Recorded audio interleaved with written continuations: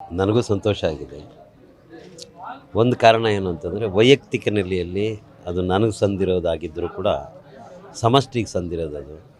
ಈ ನೆಲದಲ್ಲಿ ನನ್ನ ಜೊತೆಯಲ್ಲಿ ಇದುವರೆಗೂ ಕೂಡ ಯಾರ್ಯಾರು ನಡ್ಕೊಂಬಂದರೋ ಅವರೆಲ್ಲರಿಗೂ ಕೂಡ ಇದು ಸಂದಿದೆ ಅಂತಲೇ ನನ್ನ ಇಡೀ ಏನು ಒಂದು ರೀತಿ ಅವಮಾನಿತ ತಳವರ್ಗಗಳೇನಿದ್ದಾವೆ ಆ ತಳವರ್ಗಗಳಿಗೆ ನಿಜಕ್ಕೂ ಕೂಡ ಒಂದು ಹೆಮ್ಮೆಯಿಂದನೋ ಪ್ರೀತಿಯಿಂದನೋ ಹೇಳ್ಕೊಳ್ಳೋಕ್ಕೆ ಕೆಲವು ಗುರುತುಗಳು ಬೇಕು ಅನಿಸೋದಾದರೆ ಆ ಕಾರಣಕ್ಕಾಗಿ ನಾನು ಇದನ್ನು ತುಂಬ ನಮ್ರತೆಯಿಂದ ಸ್ವೀಕಾರ ಮಾಡ್ತಾಯಿದ್ದೀನಿ. ಇದನ್ನು ಜೊತೆಗೆ ಇದು ಒಂಥರ ನೈತಿಕ ಎಚ್ಚರನೂ ಕೂಡ ಮೂಡಿಸ್ತಾ ಇದ್ದ ಜೊತೆಗೆ, ಯಾಕೆಂದರೆ ನನಗೆ ತೋಚಿದ ಮಟ್ಟಿಗೆ ನನಗೆ ಸರಿ ಅನ್ನಿಸಿದ ರೀತಿಯಲ್ಲಿ ಕೆಲವು ಕೆಲಸಗಳನ್ನ ಮಾಡ್ತಾ ಬಂದಿದ್ದೀನಿ ಅಷ್ಟೇ ಹೊರತಾಗಿ ಅದಕ್ಕೆ ನನಗೆ ಅತ್ಯಂತ ಏನು ಹೇಳ್ತೀವಲ್ಲ ವ್ಯಾಪ್ತಿ ಮೀರಿ ನನ್ನ ಕೆಲಸದ ಪರಿಮಿತಿಯನ್ನು ಮೀರಿ ಹೆಚ್ಚು ಪ್ರೀತಿ ಅಭಿಮಾನನ ಈ ಕನ್ನಡದ ಮಾನಸ ಲೋಕ ನನಗೆ ಕೊಡ್ತಾ ಬಂದಿದೆ.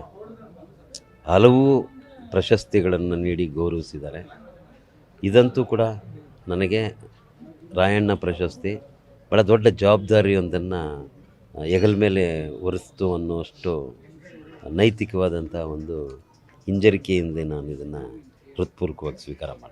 ಒಂದು ಕಾರಣ ಏನಪ್ಪ ಅಂತಂದರೆ 2024 1974 ಈ ಎರಡರ ಮಧ್ಯೆ 50 ವರ್ಷಗಳ ಒಂದು ಇತಿಹಾಸ ಇದೆ. ಇದು ದಲಿತ ಪ್ರಜ್ಞೆ ಮತ್ತು ದಲಿತ ಚಳವಳಿ ಹುಟ್ಟಿಗೆ ಸಂಬಂಧಪಟ್ಟಂಥ ಒಂದು ಚರಿತ್ರೆ. 74ರಿಂದ ಅದು 90ರ ದಶಕದವರೆಗೂ ಕೂಡ ನಡೆದ ರೀತಿ, ಅದರ ನಂತರ ಅದು ನಡೀತಾ ಇರೋ ರೀತಿ, 2000ದ ನಂತರ ನಡೀತಾ ಇರೋ ರೀತಿ ಮತ್ತು 2024ರವರೆಗೂ ಕೂಡ ಏನು 50 ವರ್ಷಗಳ ನಡೆ ಇದೆ ಅದು ಸುಮಾರು 91ರ ಸುಮಾರಿಗೇ ಅದು ತಪ್ಪು ದಿಕ್ಕಿಗೆ ತಿರುಗಿತು. ಆ ಪ್ರಜ್ಞೆಯ ನಡೆ ಇವತ್ತು ಅದು ಸಂಪೂರ್ಣ ವಿರುದ್ಧ ದಿಕ್ಕಿನಲ್ಲಿದೆ. ಅದನ್ನು ನಾವು ತಿರುಗಿಸೋಕ್ಕೂ ಆಗೋದಿಲ್ಲ, ಅದನ್ನು ಬದಲಿಸೋದು ಕೊಡೋ ಸಾಧ್ಯ ಇಲ್ಲ. ಅದೊಂದು ದೊಡ್ಡ ಏನಂತೀವಿ ನಾವು 50 ವರ್ಷಗಳ ಬೆಳೆಯಲ್ಲಿ ಕೆಲವು ಕಾಳುಗಳು ಕೂಡ ಉಳಿದೇ ಹೋಗಿರೋದು ಒಂದು ದೊಡ್ಡ ನಷ್ಟ ಅಂತ ನಾನು ಅಂದ್ಕೊಂಡಿದ್ದೀನಿ ಚರಿತ್ರೆಯಲ್ಲಿ. 24ರ ನಂತರ ನಿಜಕ್ಕೂ ಕೂಡ ಈ ನೆಲದಲ್ಲಿ ಮುಂದೆ ಭರವಸೆ ತಾಳಬಲ್ಲಂಥ ಬೆಳೆ ಬರುತ್ತೆ ಅಂತ ನಾನು ಭಾವಿಸ್ಕೊಂಡಿದ್ದೀನಿ. ಅದಕ್ಕಾಗಿ ಏನು ಯೋಚಿಸ್ಬೋದು ಅದನ್ನಷ್ಟೇ ನಾನು ಯೋಚಿಸ್ತಾ ಇದ್ದೀನಿ. ಇನ್ನು ಮಿಕ್ಕಂತೆ ಕೋಲಾರದ ನೆಲದ ಜೊತೆಗೆ ನನಗೆ ಯಾವುದೇ ರೀತಿಯ ಭಾವುಕ ಸಂಬಂಧಗಳಿಲ್ಲ. ಕೆಲವು ಕರ್ತವ್ಯಗಳಿದ್ರೆ ಅದನ್ನಷ್ಟೇ ನಿಭಾಯಿಸೋದು ನನ್ನ ಕೆಲಸ. ಇಲ್ಲ, ಬೇರೆನೂ ಆಗ್ಬೋದು, ನೂರಾರು ಆಗ್ಬೋದು, ಗೊತ್ತಿಲ್ಲ. ಬುಡ್ಡಿದೀಪ ಒಂದು ಅದು ಹಾಗೇ ಆಗುತ್ತೆ. ಅದು ಬುಡ್ಡಿದೀಪ ಯಾಕಂತಂದರೆ ಮಕ್ಕಳಿಗೆ, ಮುಖ್ಯವಾಗಿ ಪ್ರಾಥಮಿಕ ಶಾಲೆಯ ಮಕ್ಕಳಿಗೆ ಒಂದು ನಿಜವಾದಂಥ ಕಲಿಕಾ ಕೇಂದ್ರ ಇಲ್ಲ, ಒಂದು ಕಲಾಶಾಲೆ ಇಲ್ಲ. ಮಕ್ಕಳಿಗೆ ಒಂದು ಆರ್ಟ್ ಸ್ಕೂಲ್ ಇರಬೇಕು ಒಂದು ಜಿಲ್ಲೆಯಲ್ಲಿ. ಎಲ್ಲ ಜಿಲ್ಲೆಯಲ್ಲೂ ಆರ್ಟ್ ಸ್ಕೂಲ್ ಇದೆ, ಕಲಾಶಾಲೆ ಇದೆ.